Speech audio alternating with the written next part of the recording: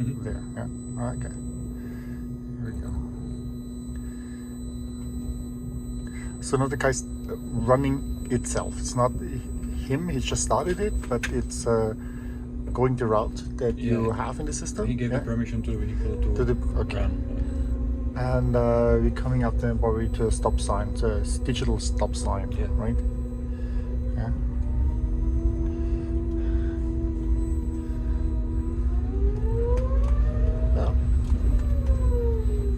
Oh, this is already a digital stop sign. It's an intersection here.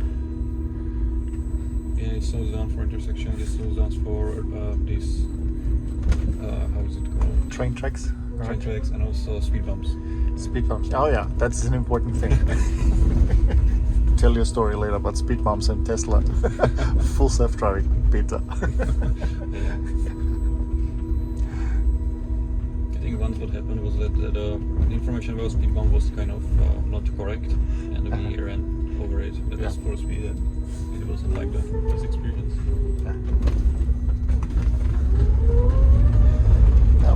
He's going bold.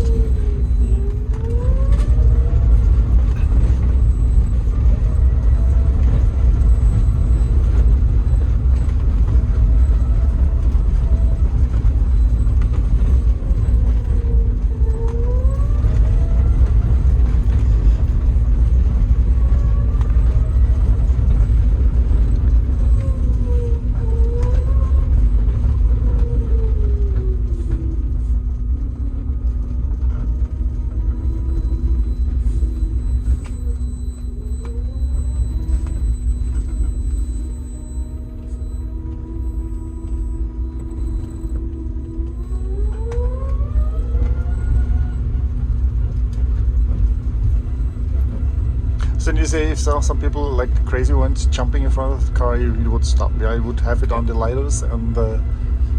Exactly. Yeah. And what was funny that some people weren't convinced, by jumping in front of the vehicle just once. They had to do it a few times. Yeah. At different locations. Give the car multiple times chances to kill them. Exactly. knock them over. I saw that those videos. Kyle Vaux from Cruise, he had posted a bunch of those, and really also shaking his head. Yeah, why are people doing that? Yeah, and just leave your dog out there. Yeah, don't jump with your dog down there.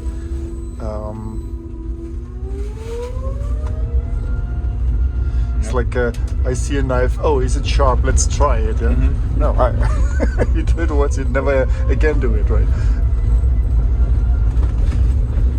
Basically now we're going to the main stop, which is right in front of the entrance, and people usually board here, and we take them to these exhibition halls around the exhibition center. We usually have a pole here that says, stop for shuttle bus. So what are the people saying that ride on it? What do they say about the experience? It kind of differs from person to person. And I would say 90% is like, this is fun and we enjoy, riding in this vehicle. Especially those young people or students, I would say, from 12 to 20, they're really excited. We even had some, children 12 years old who, once they hopped on the bus, they stayed here for 30 minutes. And we're just riding, one circle after the other. Like, this is so much fun, and we can't, we don't want to leave. And yeah, that was. Not too funny. And even older people are like, this is convenient, and especially because there are quite a big distances, so it's saving them a lot of time. Yeah.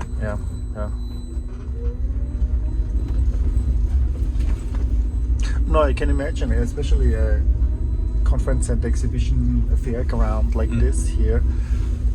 They're always vast and long, and I was just in Las Vegas at the CES, and this is such a vast ground, and this is just a conference center at the event, the fairground, and then they have it in other. You're so tired. At 2 p.m., 3 p.m. You're just done, because you walked 20,000-30,000 steps already at this time. And if you're older, then it's even worse. Yeah. And when the weather is worse, it's another thing that people appreciate.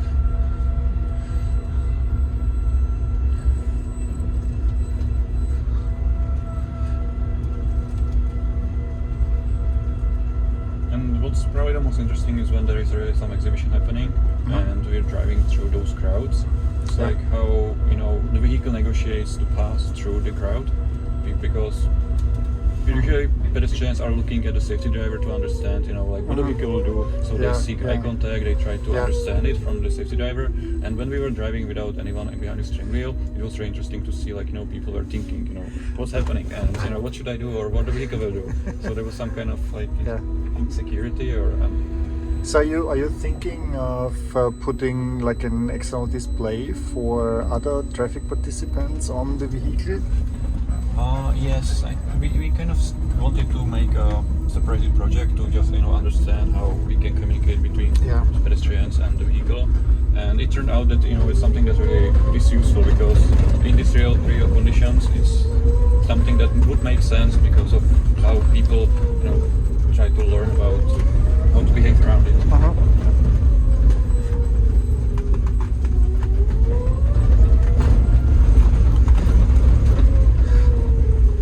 There was a company that used external displays. They were called Drive AI. Yeah, they were then acquired by Apple. So they were in Mountain View all the time, and I saw them. I couldn't record that because the frequency of their monitors interfered with the frequency of the iPhone. There's like what this says manual driver or autonomous drive and waiting for you or something like that. Yeah, so I had multiple different displays.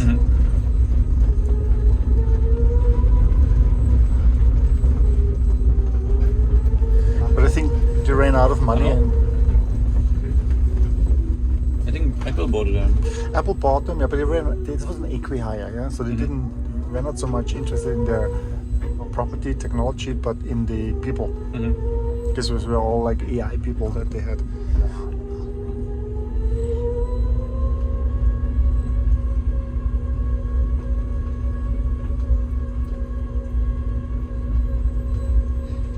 Rather boring today because there is not so much traffic.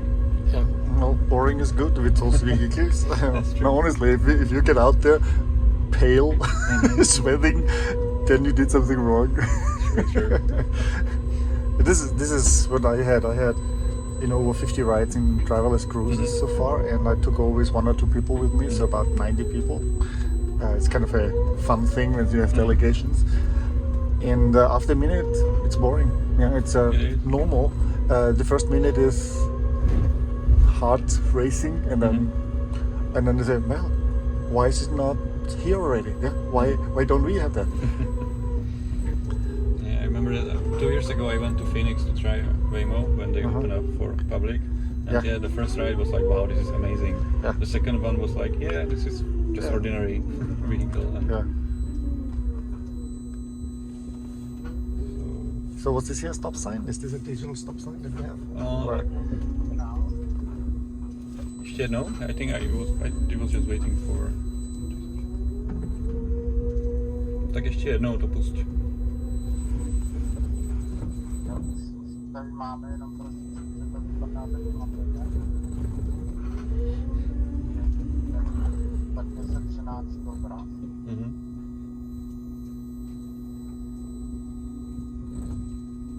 It seems like there's some issue with connectivity in this area.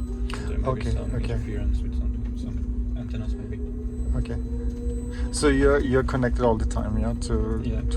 Okay. Did you have to install something here especially? I mean, on buildings or something like that? No, or no, you just use the infrastructure that is here. We don't really rely on anything, or we didn't build anything. Yeah, okay.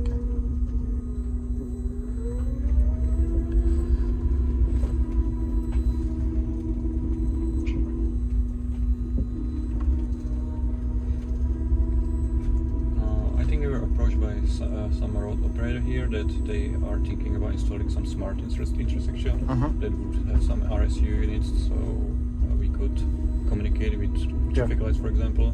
So, and they would like to test it with this vehicle. Maybe later this year we will try it out. It's not still set, but it's interesting opportunity. And now it takes off.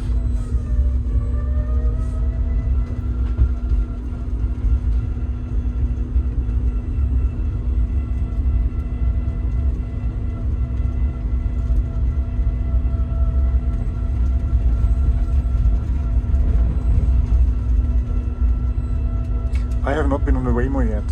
February I will. Okay. I'll go to the headquarters in Mountain View and finally take a ride there. Cool. I'm waiting for the access code for San Francisco, and I haven't made it to Phoenix, so I should have pushed more. Yeah, I still need to try that new Jaguar. At the CES, you should take a look that you maybe once make it there. They had WeRide, so I took a WeRide ride with safety driver, but still.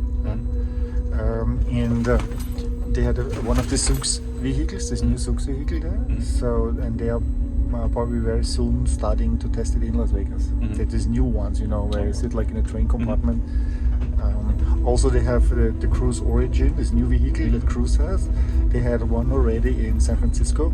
I haven't seen it on public roads. I've just seen it on their parking lot. There was a picture that Oliver Cameron had posted.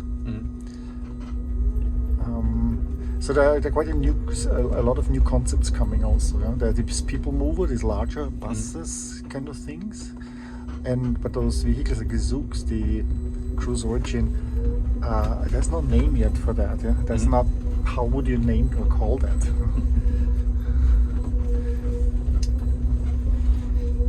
I was thinking WeRide is operating also in Abu Dhabi, so thinking about going there and trying them out without connecting, I think, two islands there. And they are also running with safety driver, but it's, I think, for the last 3 or 4 months, like a regular service that anyone can take, and it's in real traffic. And it's for free right now. Brad Templeton has just, he's a Robocar expert, he has just published a map of all the public tests, I think with passengers that companies are doing worldwide. And I had last week 2 people from Frankfurt area in the Silicon Valley, and just before they came, there was an announcement that Mobileye is riding on this NIO, this Chinese electric vehicle maker, 50 cars. They got a recommendation by the TÜV that they'll be certified, and then they would have 15 of those cars driving in Darmstadt, which belongs to the Frankfurt service area for this public transport company, and the rest in Munich. And they were here, and they told me also that so they're working right now to go through this process, and they're the first ones in Germany, with these regulations and laws, to remove the safety driver and embed this service as an on-demand service in their regular public transport. I'm going to be excited. Oh yeah. Yeah, they really have people jumping in front of those cars. I'm not 100% sure. Well, Germans are very polite and well behaved. Is this what the Czechs thinking? Yes. Oh my God, you're so naive. That is news to me. Well, everything with Western of us is like, okay, it's well managed, well educated. And everything else is rowdy and not well managed. Yeah, no, I lived in Germany, believe me, it's not.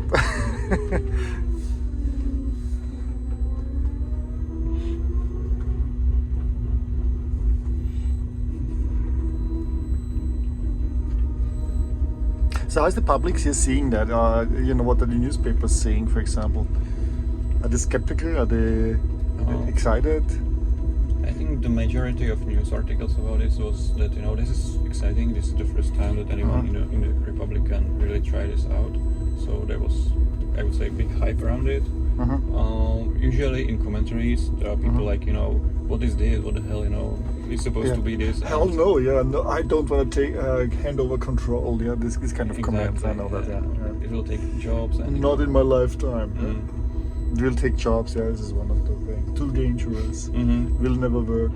Yeah. Usually people are like, I like driving. I don't want this car to drive me. Yeah. I also always ask those people. So the next time you're sitting in a traffic jam, tell me how much you like driving. Yeah, because it's not this picture from the ads, car commercials, where you drive on an empty highway along the coast, looking at the ocean. No, you're here in freaking Brno, right? At this weather, sitting when everyone is at a red traffic light, that there is police, construction areas, and then tell me how much fun that is. I heard comments such as, yeah, but I have always my golfing equipment and fishing equipment in my car. I'm not taking a robo taxi. What should I do with that? How often are you going golfing? Right? Yeah, once a month. You're too lazy just to take it out. Yeah? It's incredible how desperate people are finding a reason why they want to drive themselves. Mm-hmm. And I say always, no. Actually, we don't want to have you drive, especially with such an opinion, because you're the problem. Yeah? It's too dangerous. You can drive still on the weekend, closed off road, racetrack, going up the mountains, but not on public roads. We're not taking steam engines to work, right? Today. This is something that we do for fun, a leisure thing. So I always have these discussions here with people. Yeah, when traveling through the city, it doesn't make any sense to look for parking. It's much easier to just hop on and hop off. And if you have a robo-taxi service, I mean, look at those cars. Yeah? They're all parked here. 30,000 euro waste of resources. 23 hours, more than 23 hours, those cars are parked. Need a lot of space here. You could use them for something else, probably. Maybe not here, but in other places, especially in the city. And the space that we dedicate to cars is just enormous. Not sure how many cars Brno has. I know from Vienna we have, I think, 5 times as many people than you have here, but we have 700,000 cars.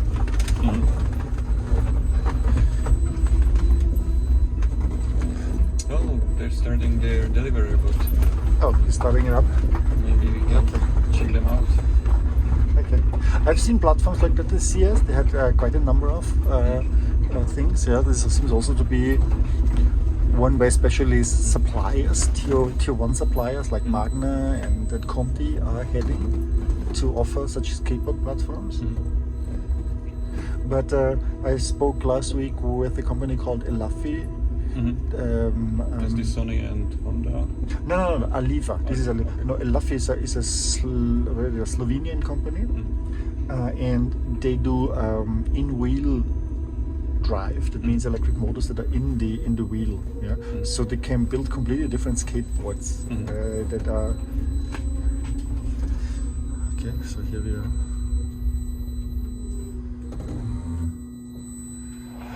Thank you, car.